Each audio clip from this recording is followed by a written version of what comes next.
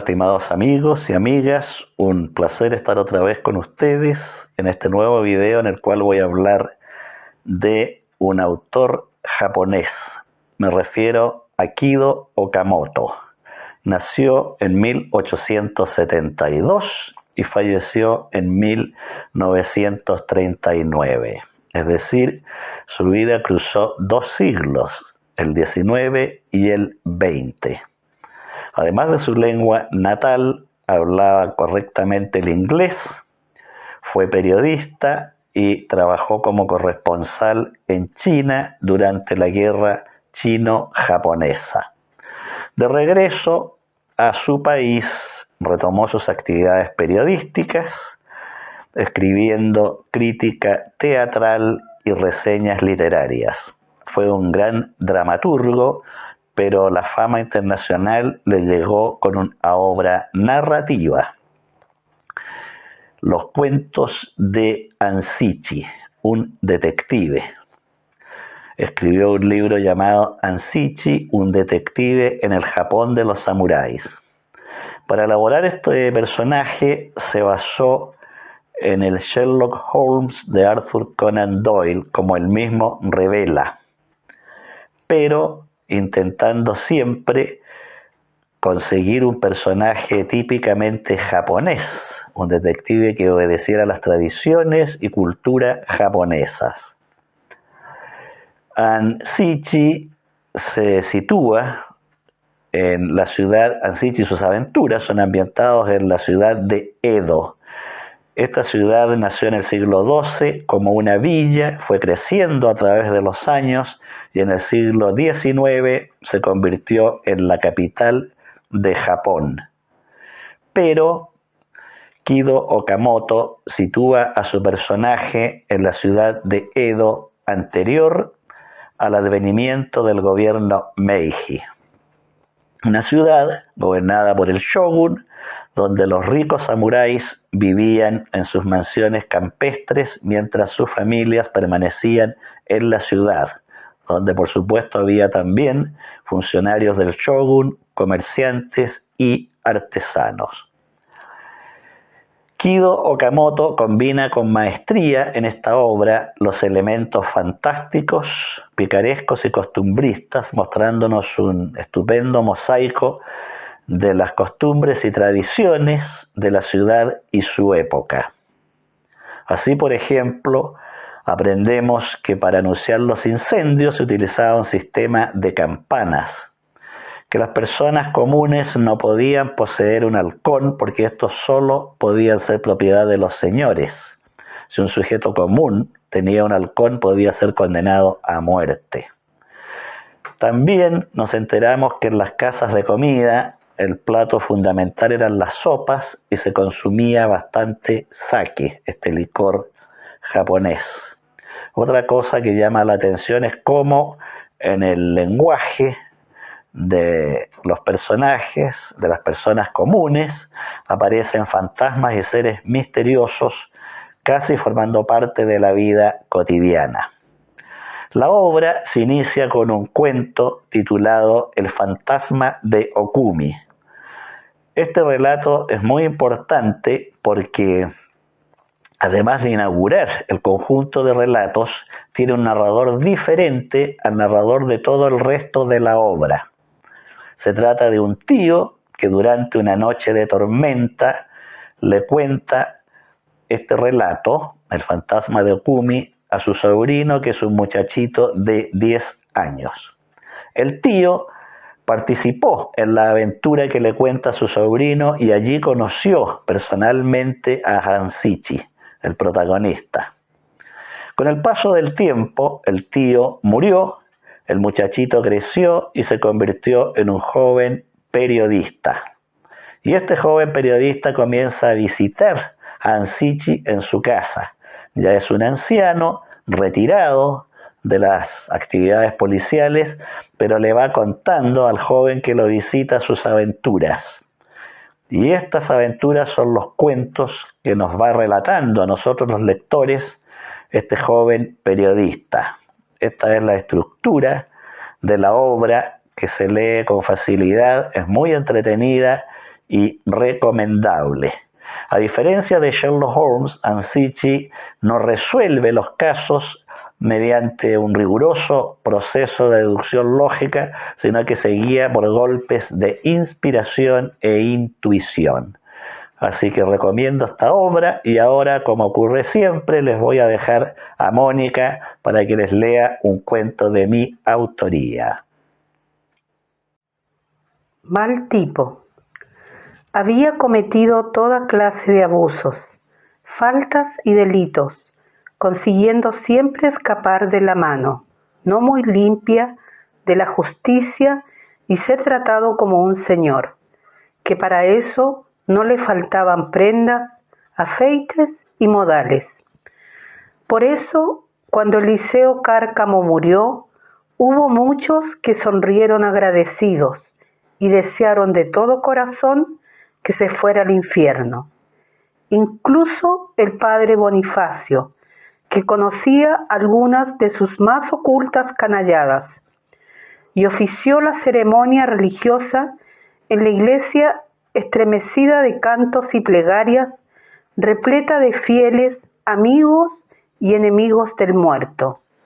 Sintió algo de perturbación al pedirle a Dios que lo recibiera en su reino, aunque en lo más íntimo, al igual que San Manuel, bueno y mártir, el fraile dudaba de la existencia de aquel reino tan alejado de la vida cotidiana. Más tarde, en el Campo Santo, María, la joven viuda, de grandes ojos tristes, y sus 2 pequeños hijos suspiraron aliviados al ver la última palada de tierra cubriendo el ataúd. Por fin se liberaban de esa pesadilla. De todos los que acompañaron al muerto al sencillo cementerio del pueblo, donde crecían hermosos cerezos de flor, la mayoría tenía cuentas pendientes con él. Si les hubiera sido posible, habrían escupido sobre el cadáver, soltando las peores maldiciones. Solo los contenía el miedo a que el fantasma del difunto se les plantara delante una noche cualquiera, sometiéndolos a nuevos apuros y escarnios. Sin embargo, Eliseo Cárcamo había tenido suerte hasta para morir. Un luminoso viernes de primavera, lleno de trinos de pájaros y aromas de jazmín, amaneció muerto en su cama, con el rostro sereno de un santo oriental, después de haber experimentado los más variados vicios y placeres sin haber manifestado jamás el menor remordimiento. Mientras abandonaban el cementerio, hablando en voz baja, unos que eran cristianos pedían al Señor que lo hiciera expiar sus faltas con terribles castigos. Otros, que creían en la reencarnación, rogaban que en sus nuevas vidas sufriera todos los abusos que había cometido en este mundo, multiplicados por 1000. Los que en nada creían anhelaban que el cadáver fuera devorado por alimañas repugnantes y los perros callejeros se cagaran en la tumba. Desgraciadamente, no podían olvidar la cara de satisfacción que presentaba el difunto en el interior de la urna. Parecía reírse de todos ellos. Si bien era cierto que Eliseo Cárcamo había financiado los faroles de la calle principal, que mantenía el club de ajedrez, entregaba mensualmente una buena cantidad de dinero a la iglesia y también había efectuado una importante donación a la biblioteca municipal y al único hospital del pueblo, no era menos cierto que había participado en el asesinato del alcalde Pérez, en el incendio de 3 bodegas, había fomentado la adicción al juego, construyendo un casino y la perdición de muchos maridos mediante la instalación de 2 prostíbulos cuyas pupilas, traídas de otros lugares, incluyendo una negra y una japonesa, causaban la vergüenza y la ira de las mujeres honradas.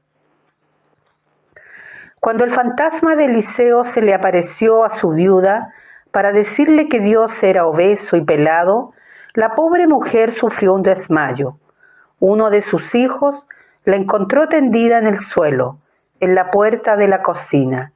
Se había levantado a las 2 de la madrugada para ir a buscar un vaso con agua. No podía dormir, pensando que en ese momento su marido ardía en los braseros del amo de las tinieblas y que algo de esa condena eterna podía recaer sobre ella y sus hijos. En cuanto se restableció, fue donde el padre Bonifacio y le contó lo sucedido. Eso sí, tuvo buen cuidado de no decirle que el fantasma estaba desnudo. Sonreía dichoso y sostenía una botella de champán en la mano derecha. El fraile la escuchó con un gesto de compasión, luego le dijo: «Hija, la muerte de tu marido es muy reciente, eso te mantiene muy angustiada. Vuelve a tu casa y trata de calmarte. Lo que viste no es más que un sueño». María regresó a su hogar sin compartir la opinión del cura. Estaba convencida de que su infame marido había estado en la puerta de la cocina hablando con ella esa noche. Sí, lo había visto con sus propios ojos y nada la haría cambiar de opinión.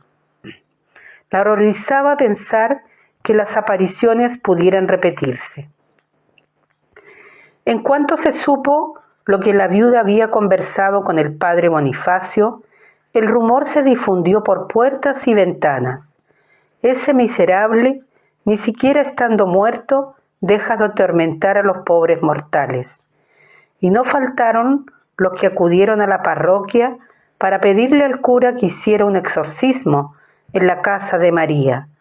Un sábado por la tarde, el padre Bonifacio, premunido de una vasija de bronce con agua bendita y un hisopo, esparció el sagrado líquido por todas las habitaciones y pronunció casi a gritos invocaciones a los espíritus celestiales y conjuros para expulsar al malvado fantasma, concretando al cabo de 2 horas tenebrosas el exorcismo que erizó de espanto los cabellos de María y sus hijos.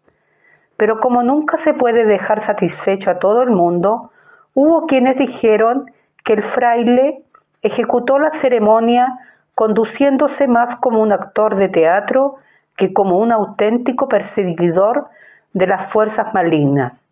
Tal vez por eso, después de aquel ritual, las apariciones de Eliseo Cárcamo se multiplicaron, al punto que la viuda debió dejar la casa y buscar otro sitio donde vivir con sus atribulados niños.